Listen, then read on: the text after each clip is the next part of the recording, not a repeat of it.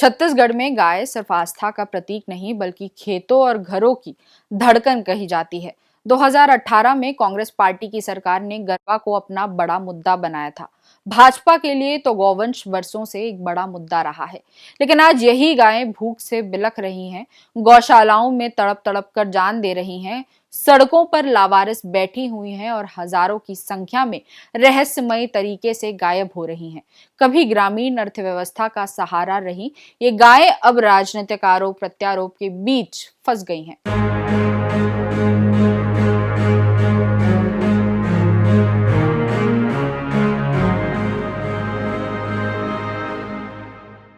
खबरों की खबर में आपका स्वागत है।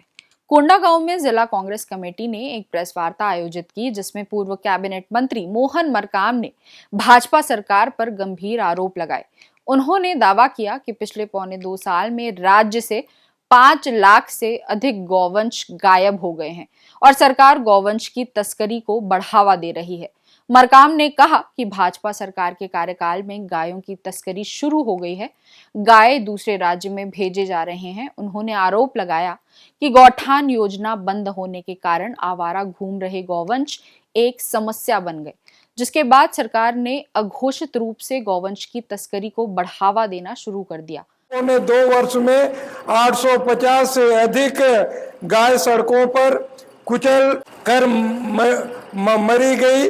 लगभग 1200 से अधिक गाय भूख से चारे पाने के अभाव में मारी गई। 200 से अधिक गाय जहरीली पदार्थ आदि खाने से मारी गई। गोठान बंद होने के कारण आवारा घूम रहे गौवंश जब एक समस्या के रूप में सामने आई तो सरकार ने अघोषित रूप से एक बेहद ही क्रूर निर्णय लिया और गौवंश की तस्करी को बढ़ावा देना शुरू कर दिया। 2023 में लगभग 14 लाख गौवंश राज्य में कांग्रेस की सरकार के समय 10,800 गोठानों की व्यवस्थापन होता था। उसके चारे पानी की व्यवस्था होती थी।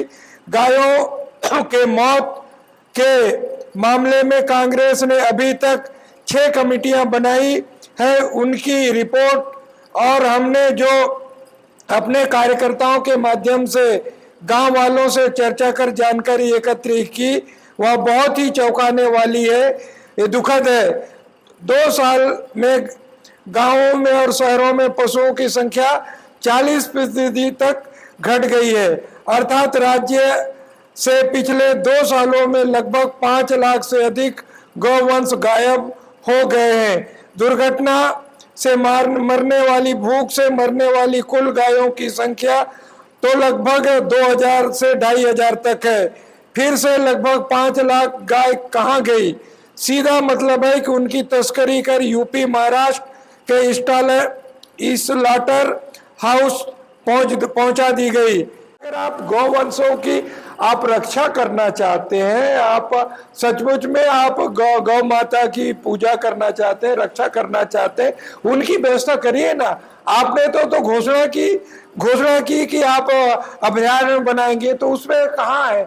कितने गाय आपके अभयारण्य में है? मैं भारतीय जनता पार्टी की सरकार से पूछना चाहता हूँ।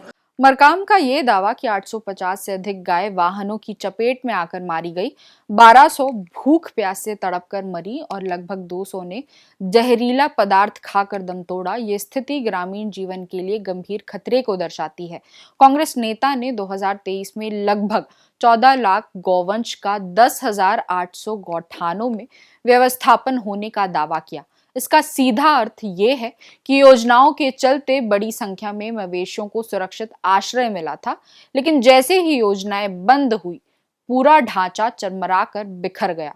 मरकाम का सवाल ये भी है कि यदि कुल मौतों का आधिकारिक आंकड़ा 2-2.5 हजार तक ही सीमित है, तो बाकी लगभग 5 लाख गौवंश कहाँ गए? उनका आरोप है कि इन गायों की बड़ी पैमाने पर तस्करी हुई और उन्हें दूसरे राज्यों में भेज दिया गया। तस्करी का मुद्दा नया नहीं है। लंबे समय से ये चर्चा होती रही है कि सीमावर्ती इलाकों से, खासकर ओडिशा, झारखंड और उत्तर प्रदेश की ओर गायों और बछड़ों की अवैध आवाजाही होती है।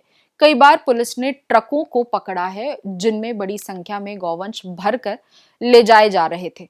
यदि 5 लाख गायों के गायब होने का आंकड़ा सही नहीं भी है, तो इससे इनकार करने की स्थिति में तो कोई नहीं है कि राज्य से लगातार मवेशियों की तस्करी हो रही है। यह न केवल पशुधन की सुरक्षा पर सवाल है, बल्कि राज्य की कानून व्यवस्था और प्रशासनिक तंत्र पर भी गंभीर प्रश्न खड़े करता है। इस मामले में कांग्रेस ने अब तक 6 जांच कमेटियां बनाई, जिनकी रिपोर्ट के अनुसार गांवों और शहरों में पशुओं की संख्या में 40% तक कमी आई है। ये कमी केवल मौतों से नहीं हो सकती, ये साफ संकेत है कि बड़े पैमाने पर गायों को या तो मार दिया गया है या फिर तस्करी करके दूसरे राज्यों में बेच दिया गया है।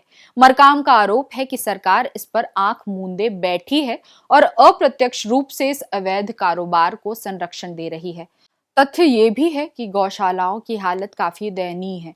कई समाचार रिपोर्टों और स्थानीय लोगों के बयान बताते हैं कि गौशालाओं में चारे और पानी की भारी कमी है। कई जगहों पर गौशाला तो बनाई गई, लेकिन उसके रख रखाव के लिए बजट और संसाधन उपलब्ध नहीं कराए गए। परिणाम स्वरूप बड़ी संख्या में गायें भूख से मर गईं। इससे भी बड़ी समस्या ये है कि मृत गायों के शवों का सही तरीके से निस्तारण नहीं किया जाता, जिससे गांव में प्रदूषण और बीमारियों का खतरा बढ़ रहा है। भाजपा सरकार का तर्क ये है कि गौठान योजना और गोबर खरीदी योजना व्यवहारिक नहीं थी और उनमें भ्रष्टाचार की गुंजाइश अधिक थी। लेकिन आलोचकों का कहना है कि यदि योजनाओं में खामियां थी तो उनका समाधान निकालना चाहिए था, न कि योजनाओं को पूरी तरह बंद कर देना चाहिए था। योजनाओं के बंद होने से जो शून्य पैदा हुआ है, उसका नतीजा आज सड़कों पर भटकती गायों और उनकी बढ़ती मौतों के रूप में सामने आ रहा है। गौवंश संरक्षण का विषय केवल धार्मिक भावनाओं तक सीमित नहीं है। ये प्रत्यक्ष रूप से ग्रामीण अर्थव्यवस्था और किसानों की जीवन शैली से जुड़ा हुआ है। गाय और बैल अब भी छोटे और सीमांत किसानों की खेती का आधार हैं। वहीं गोबर खाद, बायोगैस और जैविक खेती में महत्वपूर्ण भूमिका निभाता है। यदि लाखों की संख्या में गाय अचानक गायब हो जाती हैं या मर जाती हैं, तो इसका असर सीधे कृषि उत्पादन और ग्रामीण आय पर पड़ेगा। छत्तीसगढ़ में पिछले कुछ सालों से ये भी देखा गया है कि सड़कों पर भटकते गौवंश दुर्घटनाओं का कारण बन रहे हैं। यातायात व्यवस्था पर इसका सीधा असर है और आए दिन सड़क हादसों में इंसानों की भी जान जा रही है। वहीं किसान दिन रात खेतों की रखवाली कर रहे हैं ताकि आवारा गाय उनकी फसल को बर्बाद ना कर दे।